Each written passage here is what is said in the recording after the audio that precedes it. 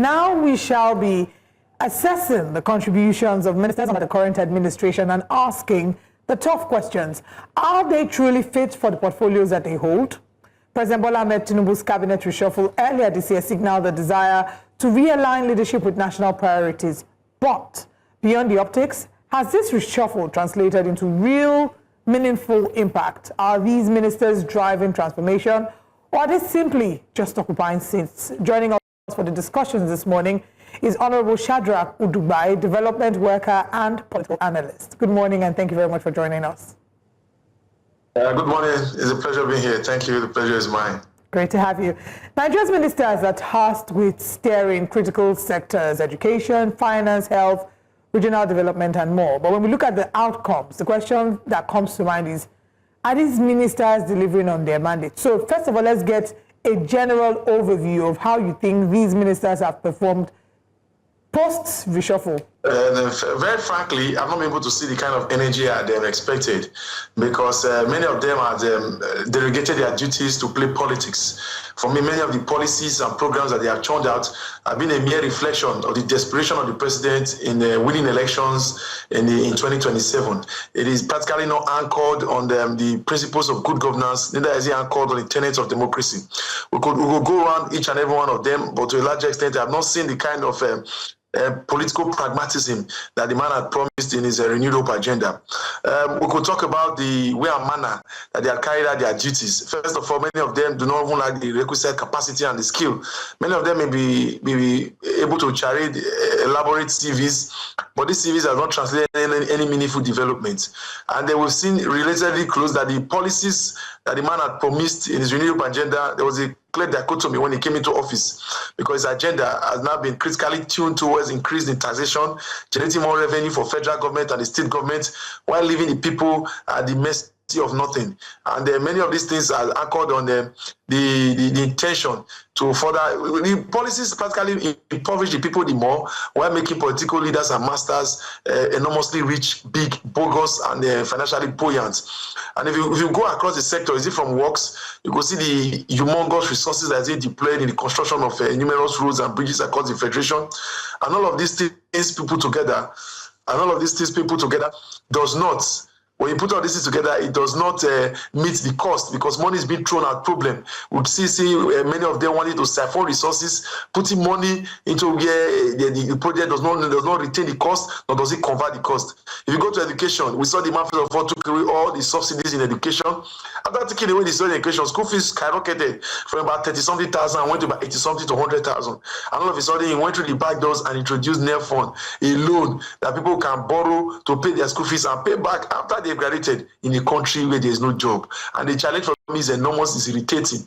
What do we go? Is it the issue of aviation? We saw a ministry that had 71 billion naira as its annual budget, engaging in a project of 712 billion.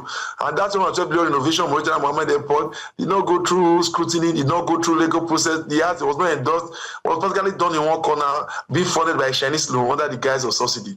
So people have argued that the ministers do not have a plan of their own, that the plan they were ought to carry out in government ought to be a mere reflection of Tinubu's hopes and aspirations, and especially in critical areas where the man appears to be interested in.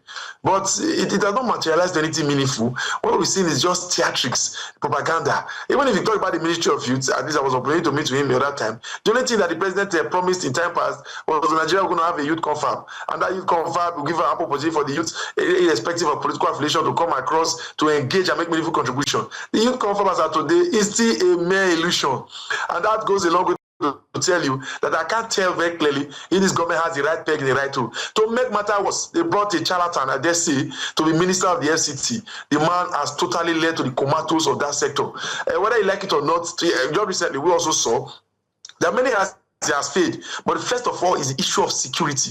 Yes, or Wiki has failed massively, because today in Abuja, we had about 29th of September this year, a couple of weeks ago, when we had the death of Sonto Chukwumaduagu, who perhaps was gruesomely murdered in a residence in Katampe. And I dare say, this is not just an isolated tragedy. This is a mere reflection of the obtainable reality, the abysmal failure of security apparatus in the FCT. And the whole program is being treated with triviality. Today, if this gruesome murder can take place, armed robbers can kill a vibrant and ebullient journalist in broad daylight in a residence, and this happened perhaps in a upper middle class residence in Katape. What can we now say for people living in Kuji or Kubwa? I just say you can go to the streets and verify for yourself that Abuja has now become a playground for armed robbers, criminals, kidnappers, bandits who perhaps they intimidate citizens, oppress them, invade houses, dispossess citizens of their possessions, and I just say spill blood at will. Because what we are seeing is that the minister had failed abysmally in the area of insecurity. What has he engaged upon? He has engaged in media propaganda, the procommissioning of different flyovers and roads that were conducted with outrageously expensive sum that is not justifiable by any means. And all of those beautification projects, I ask, how can these beautification projects come across in the eyes of Abuja residents if they cannot sleep with their two eyes closed? Because the prime purpose of government is security of life and property. And the man has failed woefully. And if you look very clearly, you see, I never wonder, what's the meaning of a flyover to a man who has lost the loved one to kidnappers, bandits, or death, and is crying? What use will the flyover be to him? So for me, I just believe that the abysmal failure at all corners, the man to a large extent, especially the minister, because the man that they're giving himself a proportion that is larger than life. He has taken a form of a political demigod. At one hand, is only the juggler of the Post-Democratic Party, depriving Nigerians the ample opportunity to enjoy a viral democracy. No, there's no a party which to a large extent was acclaimed to be the largest in Africa, cannot even engage in opposition politics because of international scuffles being funded and sponsored by a member of the party who has now reduced PDP to a subsidiary of the APC. And today, there's nothing you can say about yes or wiki, because even because we are on the television now, if you write an article to criticize the style of governance and policies, it should not come forth in mainstream media. All the newspaper outlets, all other media and those who to a large extent do not understand the role of the media as the fourth estate of the realm will not publish such articles. They will probably go behind him, show him what the person will publish, and we will run them handsomely. For us, there's the issue of too much resources being afforded, too available to the man, and to a large extent, we've seen this sheer recklessness. Many people will argue to say, Abuja has never been a crime-free area. So why are you comparing, why are you blaming all of this crime and criminality on yes and wicked? But I just say, even when a major part of the northeast and the north central was overridden with banditry and Boko Haram insurgencies, Abuja was still relatively safe for most persons. Let you know now. So for us, what we see is a total breakdown of law and order. The man has not been able to. Many of them have failed woefully, from the minister, yes or wiki, to education. We saw the minister in Nigeria Affairs come out in Tapas to say that they shared almost 419 billion to conditional cash transfer, 25,000 to poor people in the north and some people in the north central and the south.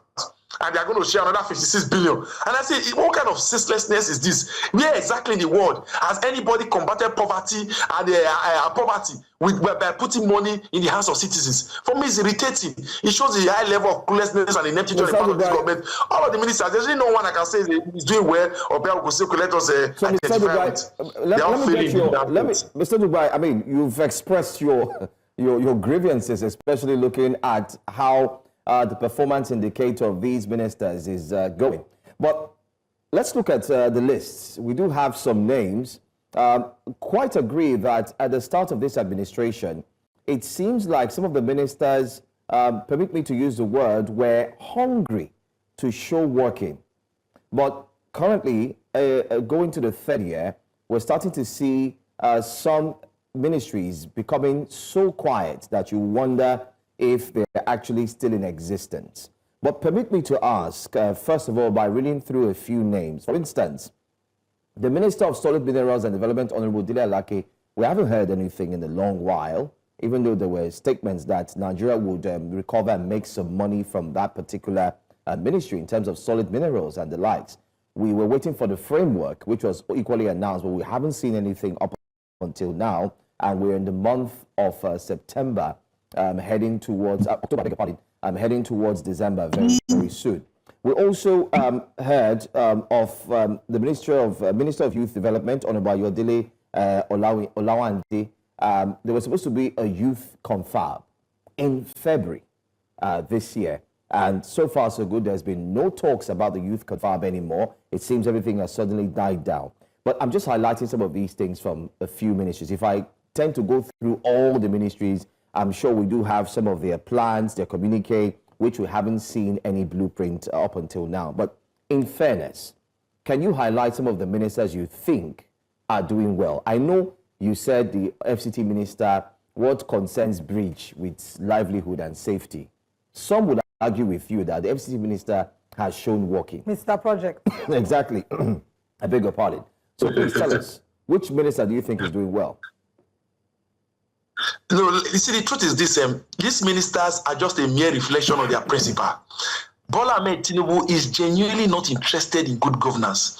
What he's interested in is instituting poverty at a large scale, ensuring that Nigerian people are impoverished. That's why I went straight for the jugular, to ensure that first subsidy gone without incentive. Until date, nothing has been done to provide succor for the average Nigerian who is out there in the streets. What they tend to do is to ensure that Nigerians cannot think outside the food they need to eat, the clothes they need to wear, or the food, the shelter above their heads. That has been their primary aim and purpose. And that's why I have gone for all of the incentives that they positioned on all the incentives that Nigerian government will probably give to Nigerian people. It will be taken, because he wants to ensure that more money is given to the state for the federal government. See, if you talk about I mentioned the meaning of solid mineral, when it came out, it was just a template to shake the waters.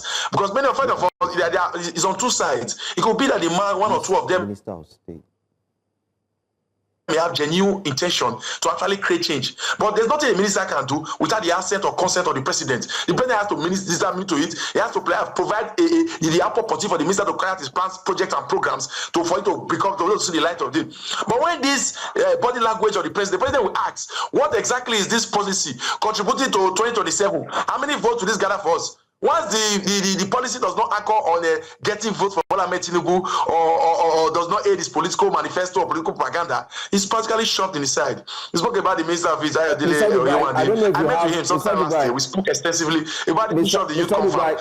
Sorry, I need to butt in quickly. I mean, in all fairness to the president, come on. I mean, let's cut in some slack. He's gotten 48 ministers in key areas. 48, the highest that Nigeria has ever seen. And you just said that if their policies does not favor or support 2027 agenda, then he may not answer. I don't know where you got that information from. Except you can confirm that you've been part of the sitting, the FEC, and the executive council meetings. But in all fairness to the president, you want to respond to if that information you shared is true, that if their blueprint is not supporting 2027, he's not going to assent or answer to either of them? Is that true? If you watch clearly, who exactly is the most powerful minister today? Who exactly is the most flagrant, the most buoyant, the most perhaps pampered and overindulged by the president? It is Yes or Wike. And what role is Yes or Wike playing that has given him this clout, this friendliness? It's because the man had practically made it impossible for the People's Democratic Party to stand and produce a viable opposition to Bola Ahmed Tinubu. The man is working assiduously, not for the FCT, but for the man's re-election bid. And that's why there's nothing we can say. He brags about it, that he has the ears of the president in his mouth, and there's nothing anybody can do about it. And that's why the man engages. Even the man has left policies and governance, the management of the FCT, to pursue a political charade. That's why today he's speaking recklessly on one news media on another, grandstanding, saying, I made you. And I begin to wonder, how did we get to this level where Nigerian politicians now play politics without recompense to integrity? Nigeria is not a lack of talent. Nigeria is not a lack of ambition. Nigeria is not a lack of persons with intellectual capacity to make meaningful contribution to governance. What we lack is leaders of integrity. And it's not just a leadership problem, it's a character problem. Because when a leader does not have character, a leader does not have scruples, the man will not have any idea or any regards to fairness, equity, or justice. The man to legislate does not have a ruler that will guide and direct his policies. And I say such a politician is dangerous and should be totally eroded on the scheme of things. Because when a politician engages in politics without character, he points to them to other people who are looking up to him. Hey, we can actually play this game without being true to ourselves. We can actually play this game without endearing the tenets of democracy. Today, Nigerian politicians, they don't give any damn about what the rules of the law, what the rules of law say, the tenets of democracy, or the fundamentals of good governance. Imagine a minister will come and say, we had an agreement. An agreement that is not in tandem to good governance. He will come and say, we had an agreement. When we did not agree, we had to fight. You saw what happened in Rivers State. It was solely because of the political ambition and desperation, his battle for survival, that resulted in the truncation of democracy, a long hard for democracy in Rivers State. And the man has continued. With the PDP, it is not a different story. So when you say the ministers are doing, because those ones who are working as assiduously to garner votes or perhaps to work to ensure that their input has a direct reflection on the ballot 2027. Those are the means that can be said to be working. Those are the ones Tinubu love. Those are the ones Tinubu draws close. Those are the ones he approves their project without thinking. Anything else to that, there's nothing. With the youth confab, remember how the president came on October 1st, 2024. He came out in glowing words to speak to say, oh, the youth confab will be an opportunity for us to bring the youth together. I think it was even 2020. We started the discuss 2023. We're going to bring the youth together. They're going to have an engagement for them to come and engage the government to speak about their grievances, the challenges, whatever challenge. He spoke about that. He did not see the light of day. Shadrach Udugbai, we went to Abuja. We met with the minister on the same issue. Before we went to have a national youth dialogue. Before it was now repositioned to youth confab. They stole the idea, created all numerous form of committees scattered everywhere, and today the program died a natural death because they do not have it in mind to bring the youth on board to listen to what their grievances are. They are not interested in what the poor have to say. What they're interested in is holding INEC by the jugular, holding the judiciary by the jugular, and ensure that the poor are impoverished. Because when these three things are in place, Tinubu cannot successfully do to Nigeria what he has done in Lagos State, whereby he has left office for 20 years, but he has continued to mastermind who becomes what, when, and how in Lagos State. Pick and choose who's president, who is governor, who is minister, who is commissioner, whatsoever. And that is what Yes Wike is trying to do in River State, to ensure that after he leaves River, he's able to control the soul of it. So they are just two sides of the same coin. And that's why they've married, they come together in this unholy alliance to say, oh, we're going to work together. Yes Wike is doing very well and all of those political charade and shenanigans. But I dare say all of this is will come to an end because the two of them the marriage cannot last for long because they are two sides of the same coin and one must rise for the other to fall. And that's what I dare say. And that's why you see we are supported in reducing River State to nothingness. But the people are not foolish, the people are not cowards. We can pull it to submission. Honourable, if I may interject, you said that there are two sides of the same coin and one will rise for the other to fall. Who will rise and who will fall? Who will rise and who will fall?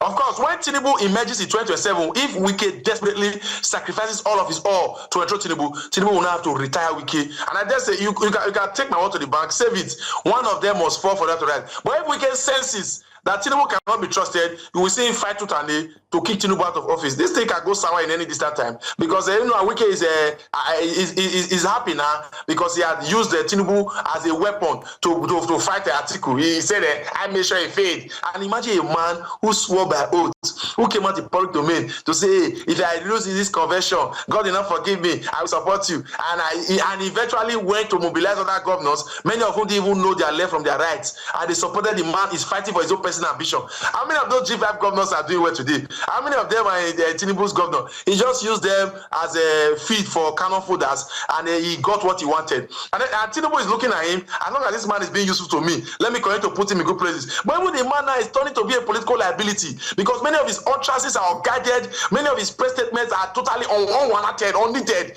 very unproductive.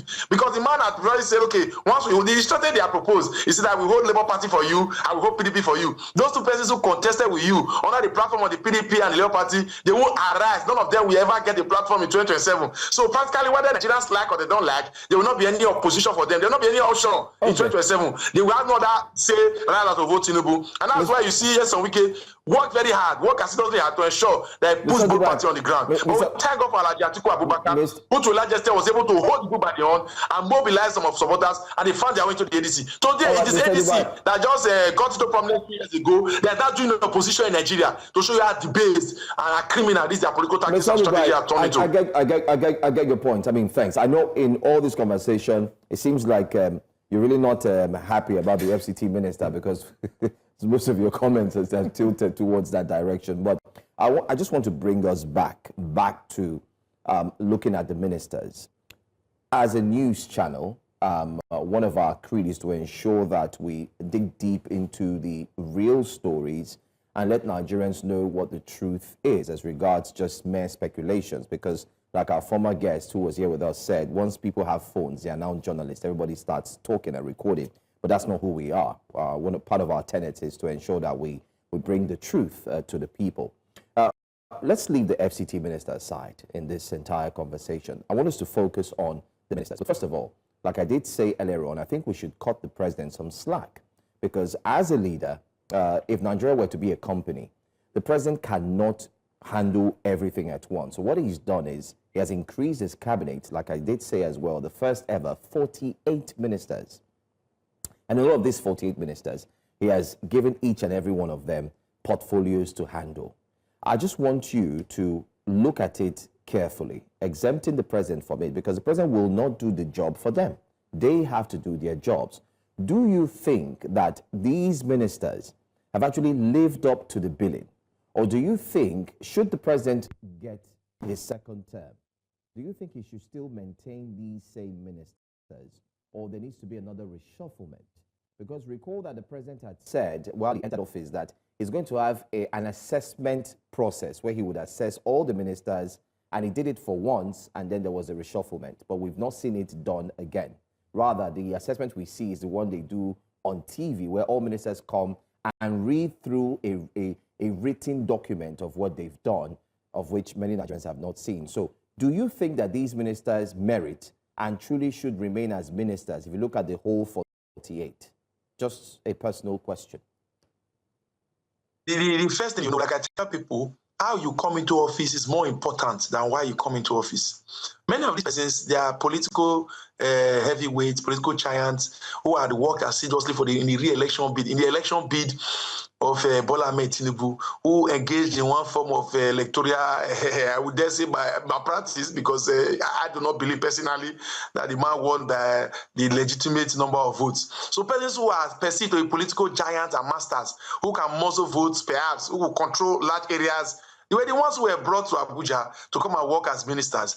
And as such, if what a man does that gives him credence to access power is what the man will continue to do when he eventually gets to power. So all these persons you see there, they continue to just, maybe they will gather the needed resources so that they will go and do what made them become ministers. Because if they got into a position because they had worked, they are political heavyweight, political giants, principalities in different political corners, that's what they will now want to do to ensure the men by working as seriously hard to ensure. But if they have been brought upon on the basis of their intellectual capacity, their competence, or perhaps their ability to manage man and resources to prosperity, or maybe based on their past credentials, oh, this man has done this in this sector, he does not necessarily mean to be a man of APC, or perhaps maybe he was APC, but he was able to do this, he has managed his business, he has done this intervention, he has contributed to society in this way. Let's bring him on board as a minister to come and further contribute to good governance. Then we're not beginning to expect good governance from these ministers. Not the one that was brought because was able to, we checked his results, was able to win, deliver his local government, or deliver the state, or was able to make some strategic intervention during the course of election. All those is actually consequential, because once a man gets into office, he has to start thinking about how to ensure that the vehicle of politics is now used to improve the lives and welfare of the people. What we see in this election is that on getting into office, they begin to strategize how to remain here. And not just to remain here, how to ensure we're going to determine who will remain here. So that for me, that's why Bola Ahmed Tinubu came into office. And you have to watch the body language of your principal. I just say, many of those ministers who were kicked out of the cabinet in the last reshuffle was not because they were not performing well. Well, not because they're not doing well, but because they were not able to play the game as the minister wants, as the president wants, or perhaps how the cabinet. There's always a kitchen cabinet, a man who constitute a nucleus of government who are around the presidency. Those ones want to remain in power and perpetuity. That's what they want. It's not the job of the minister to ensure that the president remains in power, the president remains popular. And if you want to do it by the way of project, fine. But most importantly, it's by the way of the ballot. And that's why I see Yes Wike today is building houses for judges. Sorry, I'm going back to Yes Wike. You know, it's easier to judge because he appears to be like a governor in the FCT, and he has placed himself so much in public domain. All of that ministers, we are not hearing from them. They are practically working in silos. They are acting in secrecy. There's really nothing to hear of or to see from any of them. So there's really nothing to take home. Nigeria today, all the policies that's been instituted by the Nigerian ministers, they enthrone the policies, they carry them out, and they come back on TV after 2 years to explain to you why the policy is not working and why you have to be patient. And you and I know that in the next 1 year, it will be election.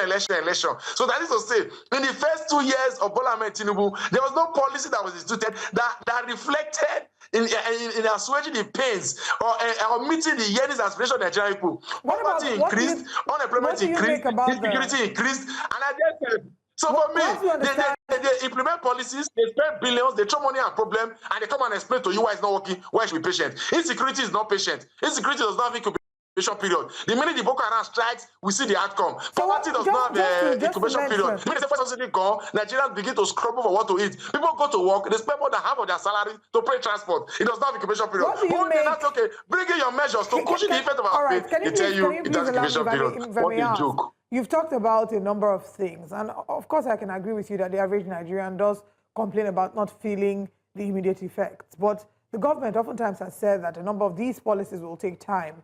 The government has also been applauded for certain policies and initiatives, for example, the tax reforms. What do you make of that?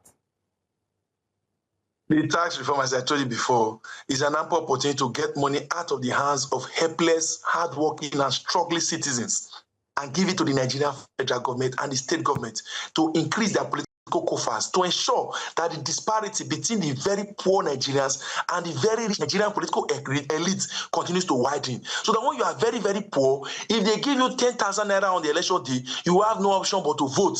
Mobilizing people for campaign rallies becomes very easy because the people are impoverished. They know that they cannot earn this money on their own. Because if everybody knows that they can work and earn and feed, nobody will suggest themselves to be used as political talk. All those policies they are doing, those tax positions, is an attempt to further enslave the average Nigerian. So that the average Nigerian, when it's now being bullied to submission, will now have to cower to the whims and caprices of their political leaders and masters, and will not have any other option but to collect money or perhaps to do the willing of the masters. How can you take money from the prudent private sectors and hand it over to government, which you and I know wastes money recklessly? The government spends 5 million on a project. That project does not retain 5 million. That project does not convert 5 million. If the government spends 5 million on a project and you go to that project to evaluate what the project was, that project is worth about 2 million or thereabout. But if a private sector invests 5 million in a project, when you go there, that project will worth over 5 million, 6, 7, or 8 million, depending on the returns on the investment. But so when you now begin to take money from the private sector and put it on the government or those government public sectors, that is known to be criminal and profligate in the use of resources, then the country now begin to head for the rocks. People today are scared of investing because of the stringent tax policies. Even the businesses are collapsing. Even though there's cheap labor, the government, people cannot set up businesses because the president is interested in squeezing the resources out of the pocket of the poor to ensure that the only people who have money to invest or to carry out legitimate business in Nigeria are those who are in big business or those who are in the oil company working hand in hand with the political elite to siphon the national resources, or those who are in full-time politics. So for me, those tax reform was done, one, to ensure that Nigeria becomes poor. Then secondly, to carry money back to Lagos State. If you watch, half of the money that has been deployed by this president's administration to the southern part of Nigeria, like 80% have gone to only one state, Lagos.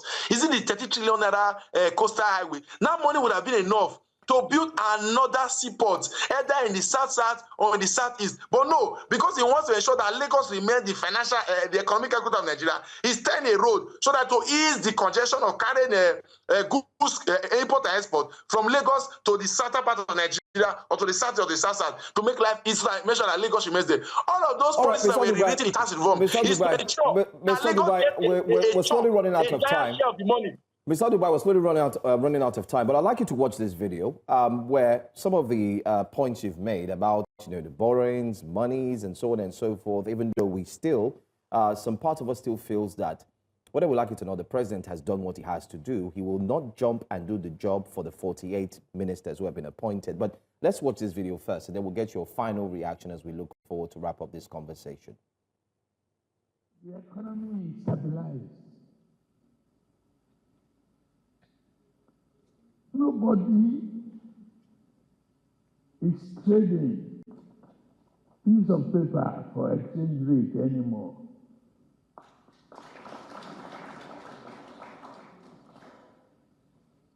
We know the direction that we should go. We are going up. No, those who may not know will not know. Today I'm standing before you, I can brag that Nigeria is not borrowing a dime from local banks. The revenue, we have met our target of revenue for the year. We met it in August. I've reviewed this morning.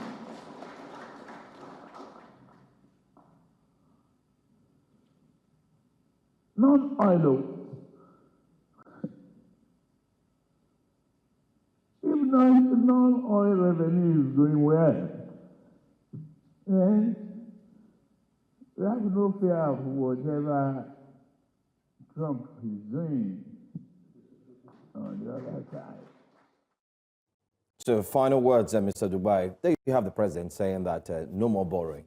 No more borrowings. Nigeria has met its target. And then, of course, we are getting to that level. So do you think, in as much as we're assessing the ministers, the president is giving you the positive feedbacks that this is what is going on? Can we now agree that we must exempt the president from any minister's failure to exact and carry out his duties as a core responsibility of his office? I see no reason why we should even blame any minister, because nobody chose any minister for Bola Ahmed Tinubu. Who he voted for was Bola Ahmed Tinubu, and he personally, under close consideration, chose those persons to act as ministers. And if they are not meeting up, it is he has the requisite capacity directly headed to fire and hire at will. So for us to not say we should be blaming a minister for not performing, for me, it's irritating. It speaks to our senselessness and our poor understanding of what democracy is. We look for people who are not in a position. We blame people who are not supposed to blame, while we try to protect those who are supposed to blame. See, the video you just watched, can you say you are proud of that video? You look at your president speaking, and your president is focused only on revenue. The revenue is increasing. It's not the welfare of the average Nigerian. It's not the insecurity that is working well.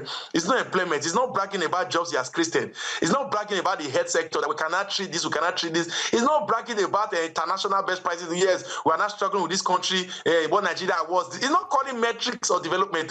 It's calling metrics of revenue to show that they can now access money. And when he says we are no longer borrowing, Nigerians know better. I will not come here and use and describe it in a very unconventional language, because I feel very irritated down in my spirit. Why not just play the video for me when he told us that if he does not give us electricity in 4 years, we'll kick him out? I hope you also have that video, so that sooner or later when I see you also play. Then he borrowed recently. Hope you also have those videos of all the times he has gone to the National Assembly to secure loans and supplementary budgets. See, we can begin to deceive ourselves. We can begin to feel as though all is well. But I beg to say, Nigerians are living life through hell on earth. We are struggling to meet the basic requirements. Today, Nigeria has the highest number of people living without electricity in the world, the giant of Africa. Nigeria is the headquarters of poverty. When Bola Ahmed Tinubu was coming to president, I thought that the man would be able to at least address some problems of insecurity, because the man positioned himself as the Jagaban, a man who does not cow to the whims and caprices of other politicians. And I say, okay, maybe perhaps this insecurity was a northern thing, an Islamic thing, a Fulani thing. A man has been cut out from this issue to provide good solutions. What we are seeing is that it has moved from bad to worse. So we can begin to say to be patient. We should be patient for these 4 years, patient for that 8 years, and patient to eternity. But the truth remains that Nigerians are living life through hell and hardship. And we cannot continue like that, no matter the eloquence of the president, of which is never eloquent. We have to go now. Thank you very much for joining us this morning on Breakfast Central. Do enjoy the rest of your day.